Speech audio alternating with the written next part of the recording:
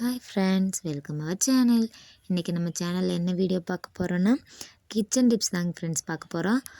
இந்த இந்த இடிக்கு நம்ம வீட்டில் எல்லார் வீட்லையுமே நம்ம யூஸ் பண்ணிகிட்ருப்போம்.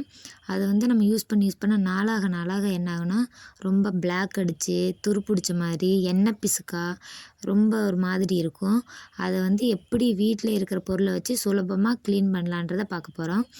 மாவு நம்ம கடையிலலாம் வாங்குவோம் இல்லையா, அந்த பாக்கெட் இருந்ததுன்னா அந்த பாக்கெட்டை உள்பக்கமாக திருப்பிட்டு அந்த மாவு இருக்கும் இல்லையா, அதை நல்லா அந்த மேலே போட்டு தேய்ங்க. நீங்கள் ரொம்ப அழுத்தம் கொடுக்க வேணாம், லைட்டாக அழுத்தம் கொடுத்து தேய்ச்சிங்கனாவே போதும். ரொம்ப ஸ்ட்ரெயின் பண்ணி ரொம்ப அழுத்தம் கொடுத்து தேய்க்க வேணாம். அதை லைட்டாக ஒரு 5 நிமிஷம், ஒரு 2-3 நிமிஷமே போதும். ஏன்னா எண்ணெய் பீஸுக்கு ரொம்ப அதிகமாக இருந்ததுன்னா 5 நிமிஷம் தேய்க்கலாம். எண்ணெய் பீஸுக்கெல்லாம் அப்போ தான் வரும்.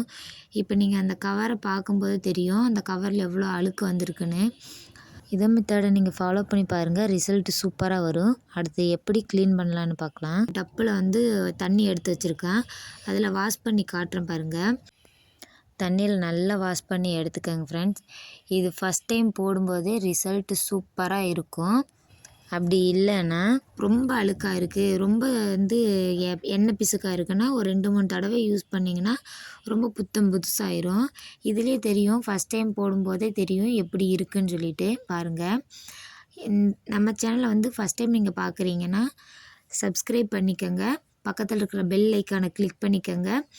அதே மாதிரி இந்த வீடியோ உங்களுக்கு பிடிச்சிருந்துச்சுன்னா உங்கள் ஃப்ரெண்ட்ஸுக்கெல்லாம் ஷேர் பண்ணி விடுங்க. இந்த வீடியோ உங்களுக்கு பிடிச்சிருக்குன்னு நான் நம்புகிறேன். நீங்களும் இதை வீட்டில் ட்ரை பண்ணி பார்த்துட்டு ரிசல்ட் எப்படி இருந்ததுங்கிறத கமெண்ட் பண்ணுங்கள். Thank you friends. அடுத்த வீடியோவில் நம்ம சந்திப்போம். பாய்.